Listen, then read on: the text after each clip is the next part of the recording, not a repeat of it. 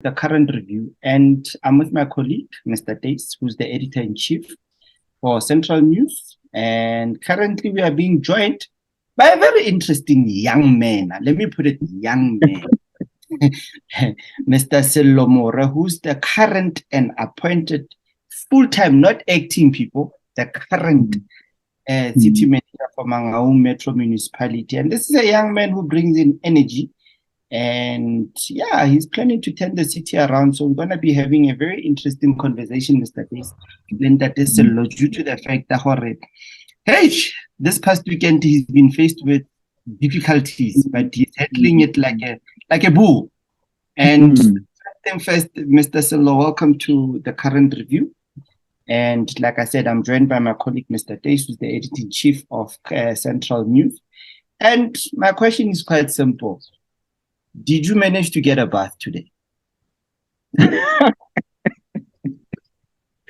Good morning to your listeners, and thanks very much for inviting us into your program, for inviting me into your program. You see, in the morning when I was arriving late in a meeting with the mayor, I said to him, Mayor, I had to go and collect water somewhere. And then the mayor, the chief whip said, it's good that it also affects you where you are staying. Because there was a burst pipe that affects the area where I'm staying. So obviously I had to go and get water. But when you get this first experience of things, you will not say people are complaining for nothing. I have that feeling. I used the Vascom this morning to wash. Yeah. So what is the current challenge, especially when it comes to the water issues related, especially in Mangaung, due to the fact that we keep on getting water interruptions time and again. There's pipes being burst and all that. So currently, you as the city manager, what are you faced with? Okay, we faced a difficult challenge with regard to water. The big issue, there's always an ongoing maintenance, either from our side or from the Val Central. Then there will be a maintenance also of St. Lake for its infrastructure. So the past 2 weeks, there was a lot of maintenance and refurbishment that has taken place. But we have also picked that untimely maintenance also can contribute to the collapse of the network. So we are undertaking the refurbishments currently, but we are restoring water at the same time because we cannot let people stay without water. Like I said, it also impacted on us.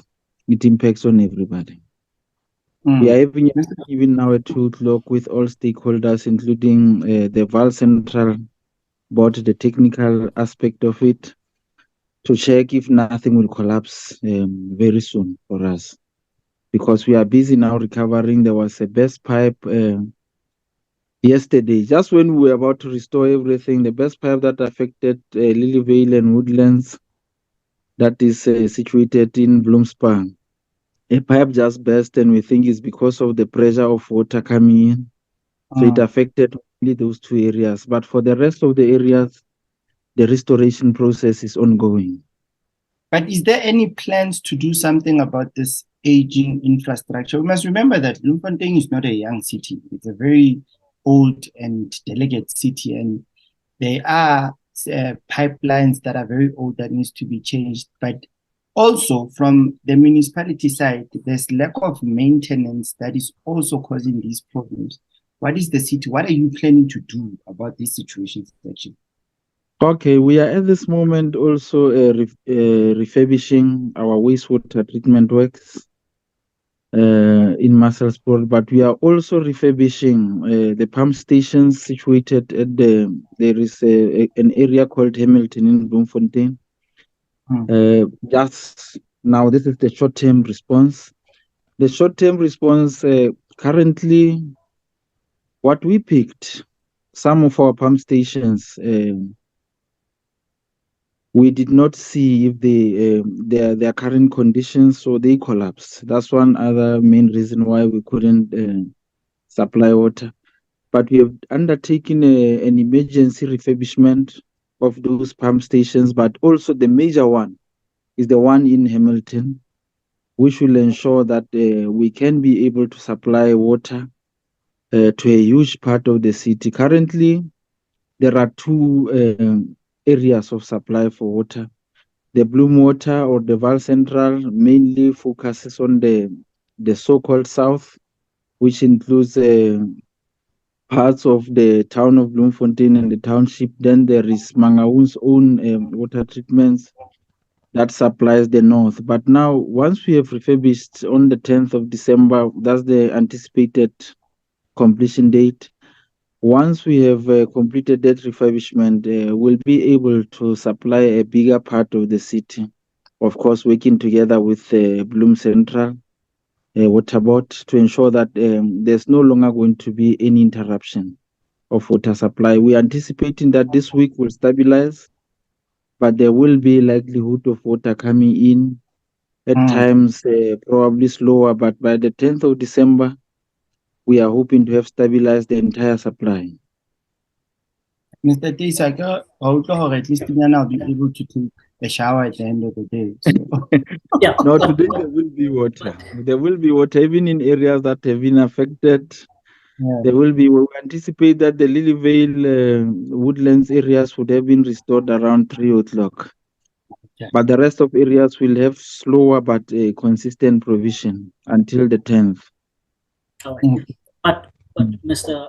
Mawe, in some of the things that you're also mentioning, it's that you are giving timelines in terms of when the water will be restored. At the moment, what is it that your residents are drinking from? Do you supply any water, probably maybe with water tanks that you send to the community? And also in terms of your infrastructure, clearly to a certain extent, it speaks to the issue of maintenance, the issue of the infrastructure that you have. As the municipality, are you planning to replace the one that you have so that at least in future you don't encounter the same problem? Okay, no, there are plans, like I said, the city is growing. Broadly, the city is growing. There are multiple plans to improve the water security of the city over long term, because the city is growing. I've just touched on the short term now to stabilize, but if I have to talk to the city broadly, there is a business plan worth about 3 billion that we are currently building for the broader water security of the city. We may not have funds, but there are funding opportunities available. You know that the city doesn't always spend its money, its budget entirely, but we have plans now to spend the entire budget and also present the 3 billion proposal to say we've got a water business plan that we have prepared, but same applies to the issues of roads. We will look for money, we will get money, because we are going to promote clean governance as a base. You know, you cannot get money if you don't have a good governance base. So long term, there is that business plan, but there is also the pipeline of Harip. I think you know that the city has been attempting to get water from Harip to ensure that we also eliminate the bucket systems as well as the VIP toilets. But that's long term. But short term, we are refurbishing the current infrastructure, in particularly our pump stations. We are also refurbishing, we are on the verge of appointing someone that is going to refurbish our wastewater treatment works plant. The wastewater treatment works is about reuse. One weakness that we have currently in the city is that the water that goes out or that is being used goes scot-free. So we are going to reuse that, and that will increase our supply with about 30 to 40% of what we are currently doing as the city in terms of the water provision. So yeah, there are plans, but we'll concretize those plans within the next 2 weeks when we are going to hold a strategic session with the new team of HODs. But currently we are pitching the hole. There's no water. People are not able, like I said when I started, I also had to use Dibombosi to go and collect water. So it affects all of us. There are water tankers that we are utilizing, provided by ourselves and Bloom Water. So in areas where we've identified, we are supplying these water trucks on rotational basis in particular. But like I said, now the crisis is no longer as widespread as it was last week. So we are left with just few areas. I've just also picked that there is slowness in terms of providing water in certain areas, but we are meeting with Val Central now at 2 to ensure that I think our communities are not happy that they've not had water for such a long time. We're joking with the team that there is witchcraft probably that is taking place to ensure that we fail. Yeah. Because you also understand that you've been acting on this position, at least now you're appointed. You've also appointed HODs, which is good for the municipality. Probably will see any progress, but you still don't have a CFO. And I hear that you are speaking about spending a particular or certain amount of money. When are you also appointing someone in that position so that at least that particular person can also take care of the finances of the municipality? Yeah, remember there is someone who has been acting as CFO currently from inside the institution. The CFO that we wanted to appoint declined the offer, saying that she has been given another offer in the private sector. So we are taking the item back to council, hopefully by next week, where we will re-advertise the posts, because power has just gone off from my office. So maybe it's a bit darker now. Yeah, but yeah, like I said, someone who has been acting, and as you are correctly also said, I've been in this position before, I've been in this city. I know what can work for this city, and I know where there are gaps. So I'm not coming to learn a lot. I'm coming to implement. Even the new team of HODs are capable individuals that will help us carry this institution forward. But yeah, like I said, there's no time to think for us. We know where there are challenges. Basic service delivery is critical, but we are also thinking beyond basic service delivery. Mangaung is a sleeping giant. It must now start waking up. We want to see Mangaung develop. We want to see Mangaung becoming a construction site. We would want to make it easy for people to do business in Mangaung and increase our revenue base. But CM, tell me something.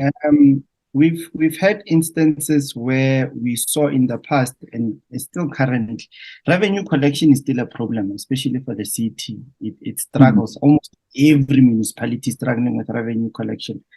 So in this term, what's your plans in terms of bridging that gap and actually making revenue collection quite easy? Because I don't think people will be happy right now to go and buy water after what we experience. But at the end of the day, it's a service that needs to be provided.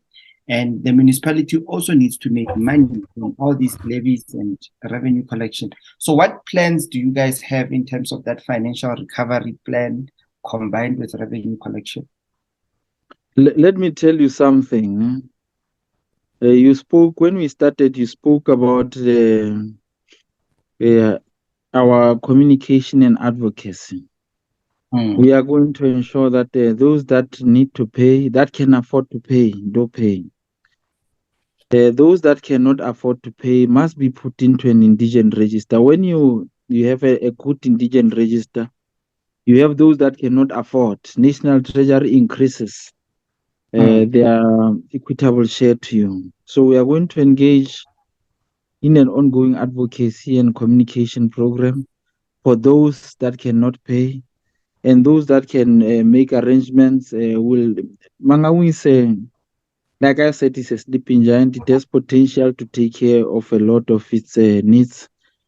But if we are going to implement a very aggressive revenue collection program, of course, you know that government owes us, the big businesses also owes us, the residents owe us.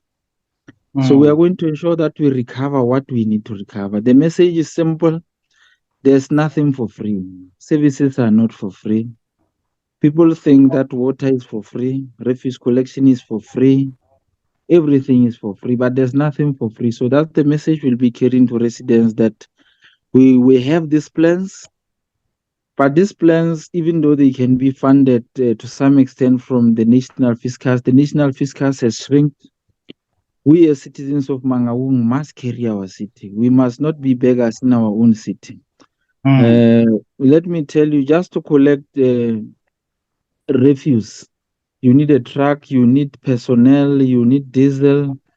That truck also has maintenance. There are costs of personnel. There is a lot of cost in everything.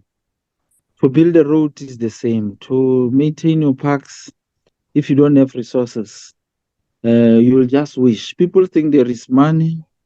Maybe perhaps if I can just explain. In comparison to the province and national, the province and national, you would say they draw about 97% of their income from the central revenue base. The municipalities is the estimates of what you can collect.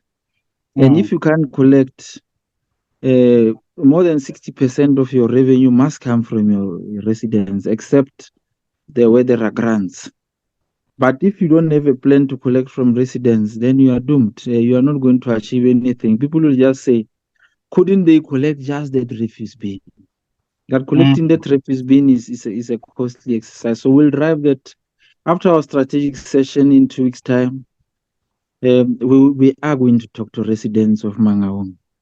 We are a city that is not rich, but we are a city that can carry itself. Last time when I was here, just to make estimates, we estimated that from the townships, the Mangaung township, Posabelo, Tabanchu, Naledi, we were collecting approximately 2% only of what we are supposed to collect.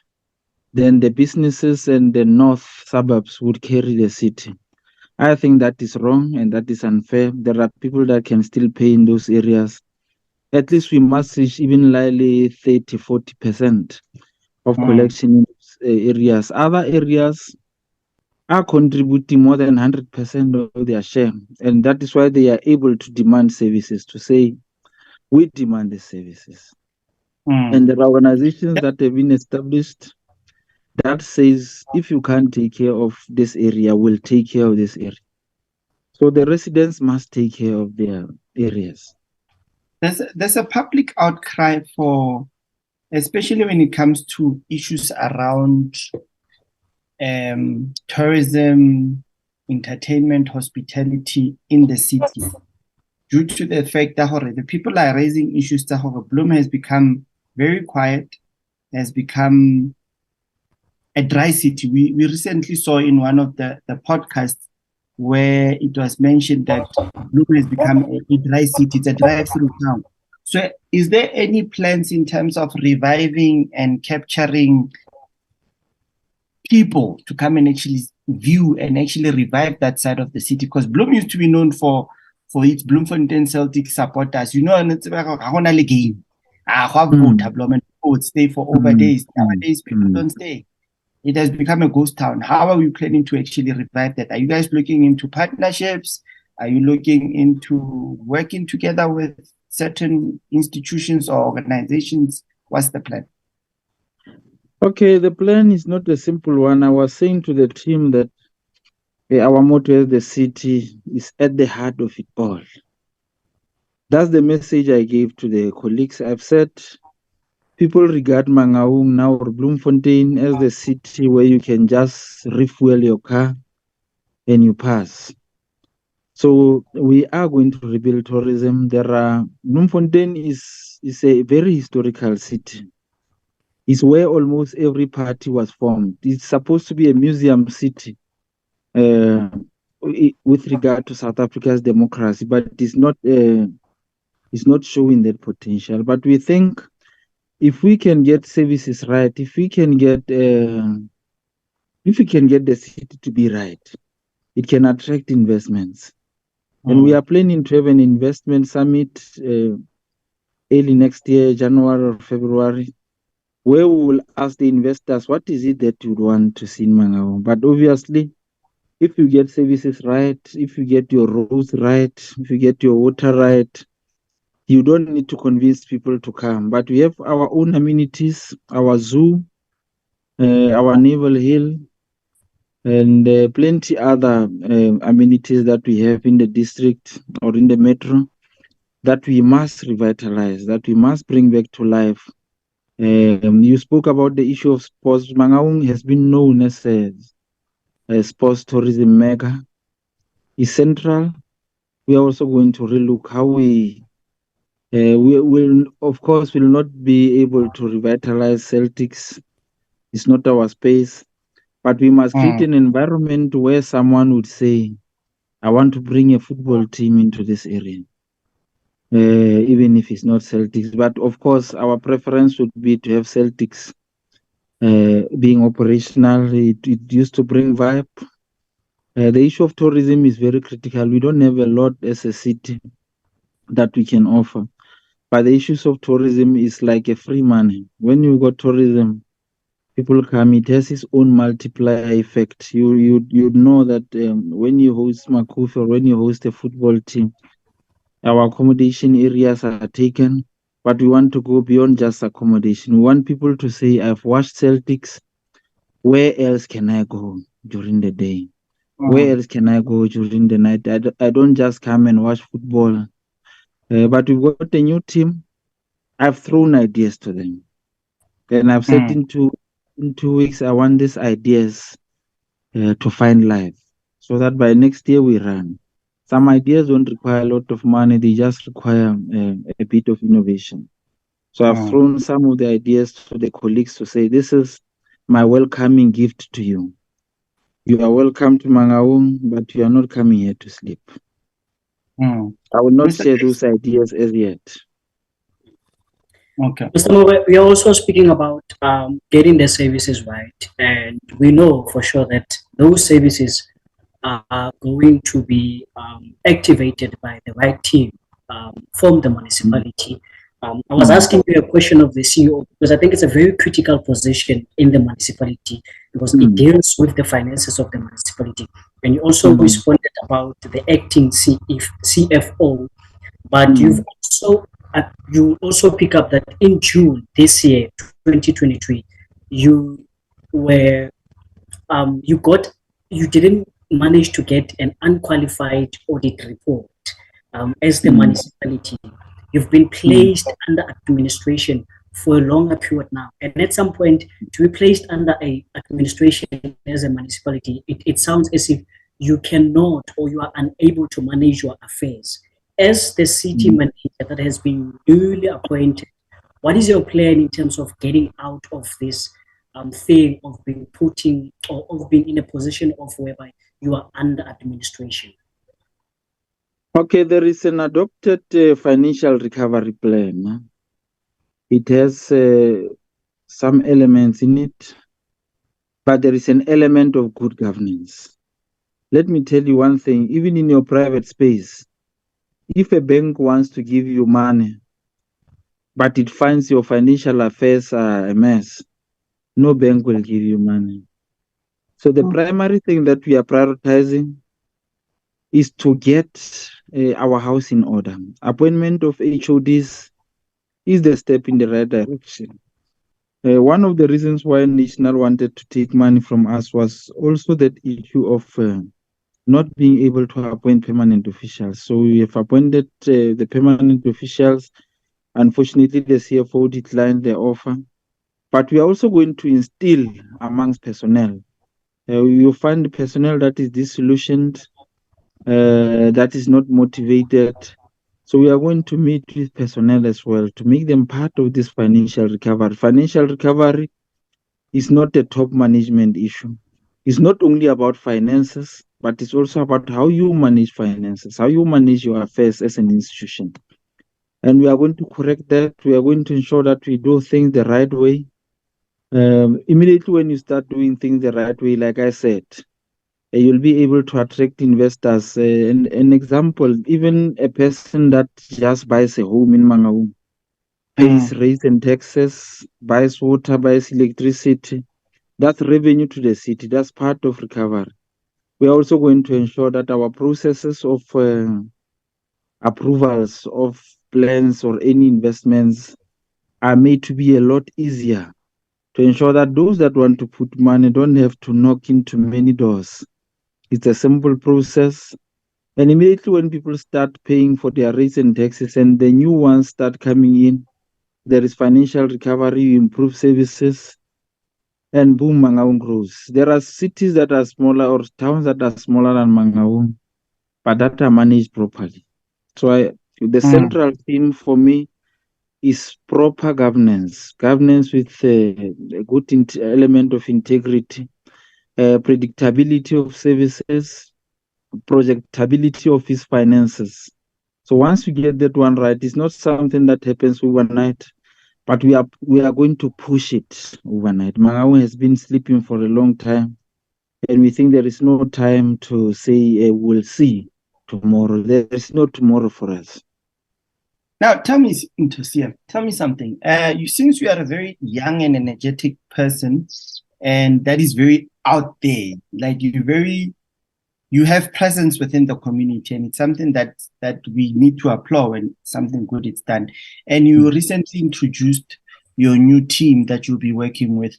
How accessible is your team going to be? Because in the past, people used to cry about accessibility, like you would struggle to have an appointment with an HOD or a manager, or you get to the office and people are not there.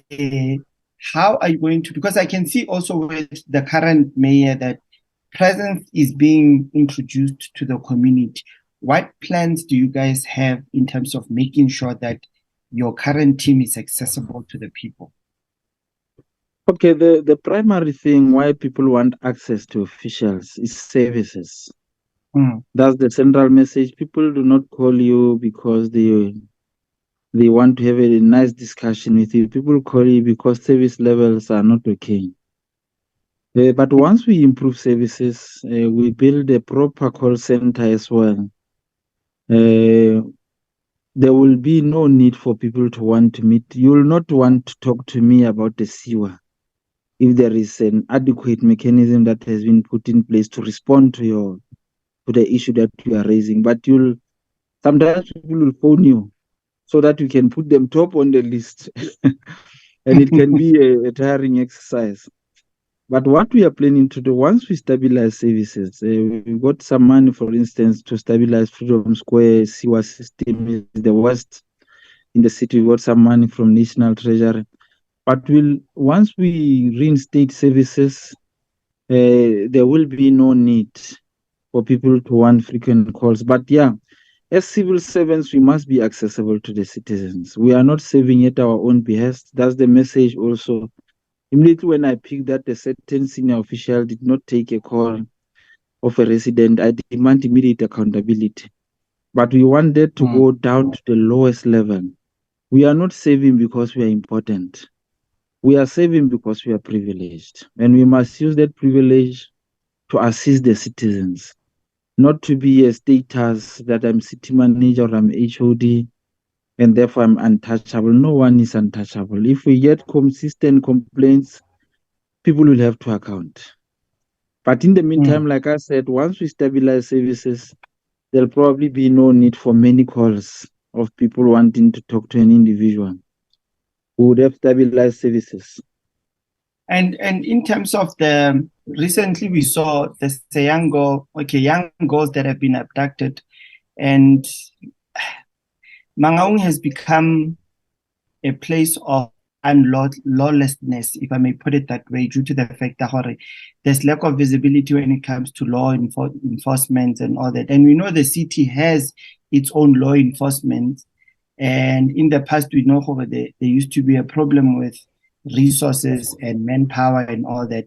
Is there, within your plans, is there a way to actually stabilize and actually rectify what's been currently happening? Let me say to you, as citizens of Mangaung, we are very obedient. In short, there is no enforcement in the city.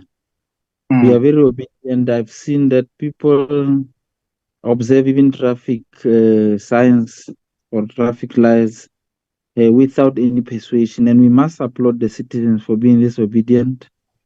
But there is a gap.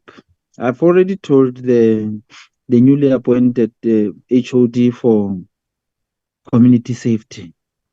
Whether we like it or not, the Metro Police must be reinstated. Will follow a different process than the one that was followed initially. But we must reinstate visible enforcement. When you are in cities like Durban, for instance, Cape Town, Joburg, every corner you see that there is something, whether armed or not armed, there will always be someone there who serves as an authority figure with regard to enforcement. So we are going to restart the metropolis wiser now, because we have learned some of the lessons, wiser and within the resources that the city has. But we think the resources that we have, we can be able to restart the process, and we are going to look for partnerships. I think everyone wants a safer city. We'll look for partnerships also from the private sector and from other spheres of government, your RTMC and others, to say here is a problem in Mangaung. Mangaung is not a very violent city, but we need visible policing. So we'll see those partnerships. We have already started those discussions with the newly appointed HOD to say that early next year we must be in a position to launch a metropolis, a visible metropolis, not just law enforcement. Mr. T? Yeah. No, Mr. Mawe, I would have given you your flowers by now, as you are coming from the city of roses. But we're still expecting much from you. You are a newly appointed city manager. There's a lot that has been happening there. You are placed under administration. There's been protest of your workers there. Also, service delivery has been an issue there.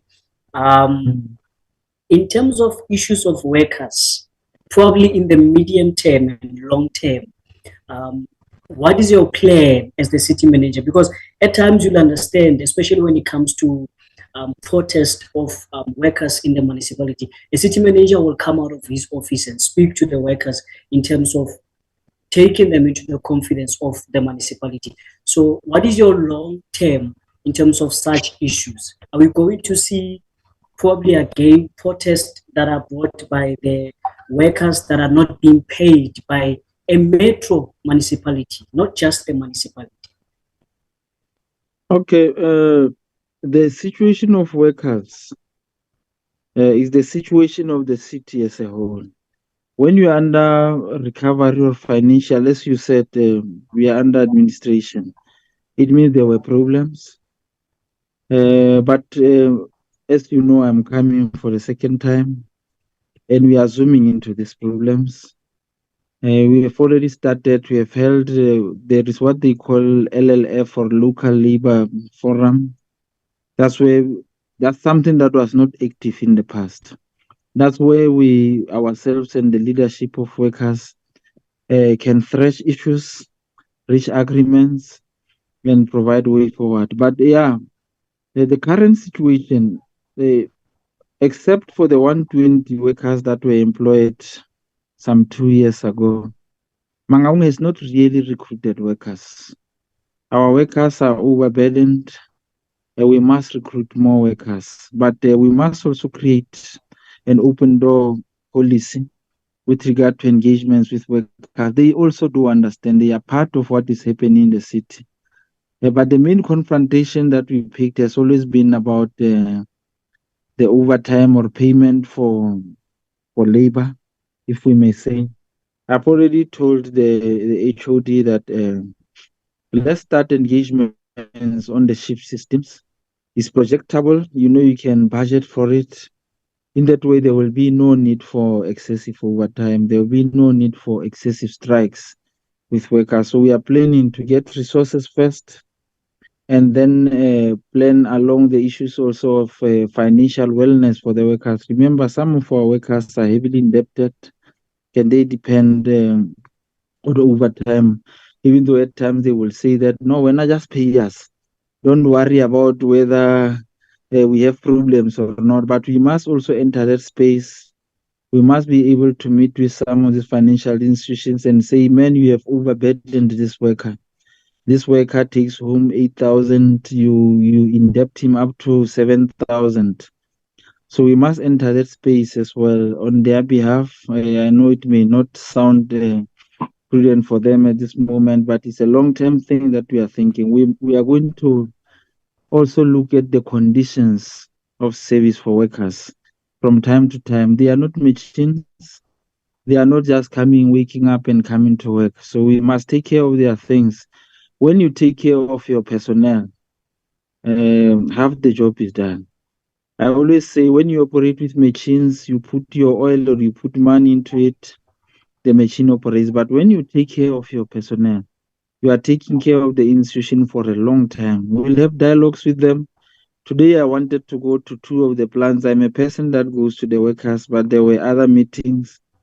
So we'll still go to the workers, we'll engage them, and we'll hear what is their thinking, and we'll hear what will make them tick. But like I said, we must also get our systems in order. We must implement shift system for the service delivery departments, and we must get vehicles, mainly for the service delivery departments. And I think the machine will start operating better. Mr. Morris, just before I conclude, I got a very interesting comment from one of the viewers, and they just want to know, Jorge, if you can quickly mention your HODs that have newly been appointed so that they can actually appoint themselves. You know, people want to do their research, huh? Yeah. Okay, there is Mr. Israel Khamanyani, who is the head for community safety. He served the city. He holds a master's in policing. I might just reflect that. He has worked at various institutions, including IPT. He's a career policeman, so he's fit for the post. We've got Ms. Nokuthula Chakani, who is the head of economic development, planning and human settlement. She has an honors in economics, currently busy with her master's in development economics. We've got Mr. Duma, who's head of corporate services. He's got two honors related to local government. One is honors in public law. The other is an honors in public administration, with vast experience in the public sector. We've got Dr. Tabang Tinda, who is the head of community services. He holds a PhD in climate change, so he's the head of community services. He has worked also in various institutions. Yeah, then we've got the last one, which is Itumeleng Revelation Masubeng. He holds 2 engineering degrees, currently busy with a master's in the same engineering field, focus being on the protection of infrastructure assets, which I think is what we would require. So that's the team we've got. None of them only ended at undergraduate. There are still, some of them are still even pursuing studies with a vast experience also in the public sector and in local government. That's the team we assembled. No, that's good to hear. So, and we have come to the end of our show. I would have loved to keep you longer. Like I said, I've got 100 questions, but I had to summarize them. But we'll definitely contact with you more often as best as possible, just to get an update in terms of how the city is looking, due to the fact that, hey, you are driving a big truck here. And Mangaung, like you said, it's not just only, it's a diamond that we've been sleeping on that needs to be repolished and actually be presented to the people. So without saying much, Mr. Mora, all I'm going to say is all the best. And hopefully by 3 o'clock, I'll have my water so I can have my shower. I tell you to get dry. No, thanks very much. I think, like I said, we feel privileged. We are not feeling important. We feel privileged to be given this huge task.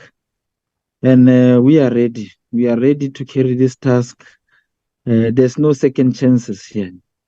There is just one chance. Mangaung is at rock bottom. The only way it can go is up. And that's the commitment that I also have from the team and from the political side, that we must get Mangaung right. And I think the support is there as well, as you said, politically and also from the community. We are not going to let the citizens of Mangaung down. Thanks very much. Thank you very much. And also, please inform your team to avail themselves, because we would love to actually profile them and get them to actually tell us about their plans, so that the community get to hear what's to happen. No, maybe we'll drive that message home. Yeah, so definitely after your strategic planning, let's have a one-on-one with them and get to know them. Kapaya, Mr. Team. Most definitely. The community needs to know them more than us knowing them. So we're bringing them on this platform so that the people can see them and see what they have in play. Now, thanks, we'll bring them, but I would request that because they are just arriving, allow us that strategic session after we have all allocated and agreed in terms of our work.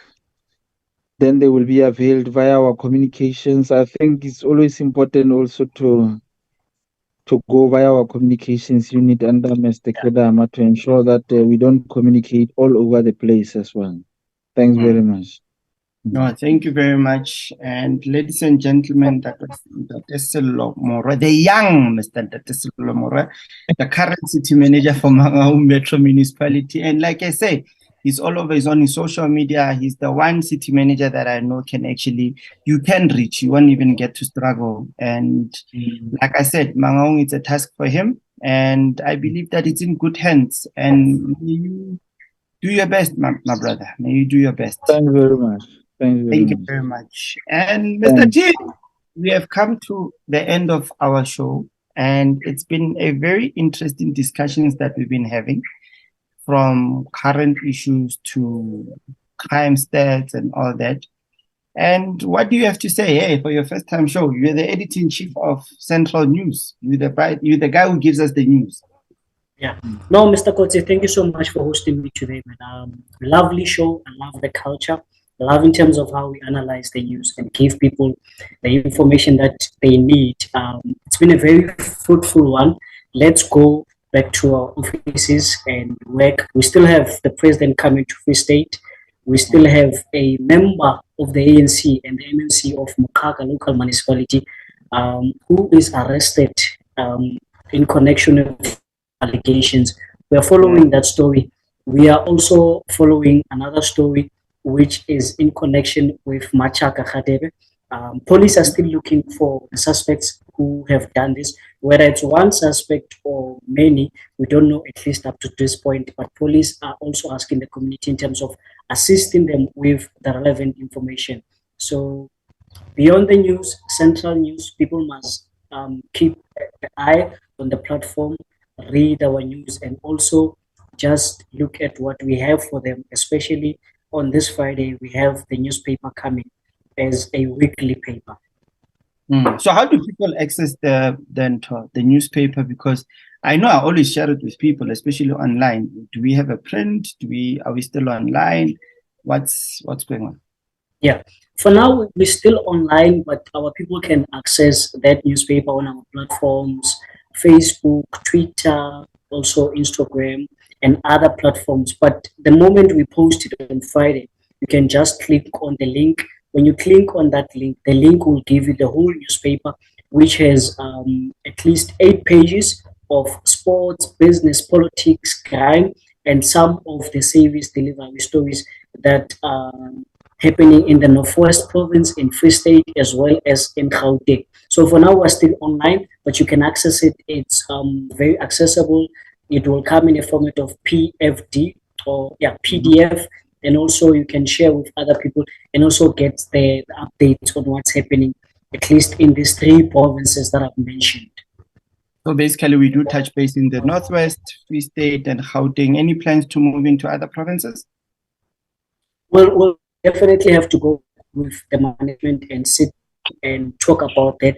But for now, we want to dominate in the Northwest Province, Free State, as well as Gauteng. You also understand, even this week, we gave you updates on the arrest of illegal miners that were arrested at least on Monday, some over the weekend. So for now, we're still in Northwest Gauteng, as well as in Free State. But in terms of going outside of those provinces, we'll have to go back to the management and discuss that idea. Once we have done that, we'll come back to our people and also announce that now we are in KZN, now we are in Limpopo, for an example.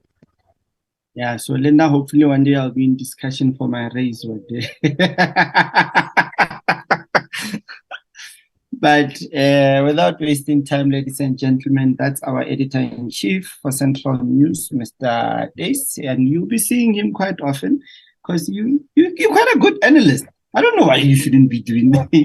He's such a good. It's nice to see a young editor actually, who's very informative and but all the best, my friend. All the best. You're doing a good job. You're keeping up with the consistency, which is something that is very good. And with this platform that also was created thanks to Central News, the current review, it's actually starting to reach its people. Now we're looking into ways of developing it and actually growing it. Very soon, it will be a nice, fully fledged show that you can actually now start streaming it and viewing it very soon. And it's the best of both worlds. Like me and Tammy, we've got our own podcast that we do. And we will share also the podcast because I know recently in the upcoming new season of the Unsaid, I've got a couple of very interesting people that are coming in to actually be talking about the current economic status, the current love affairs, not talk about everything.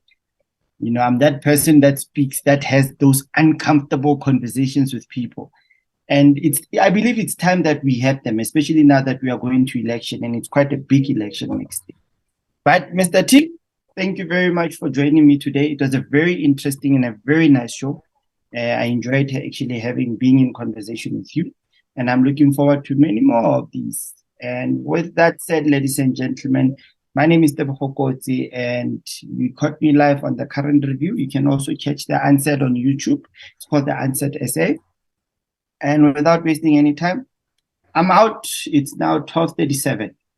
Thank you. December, I'm going for a swim.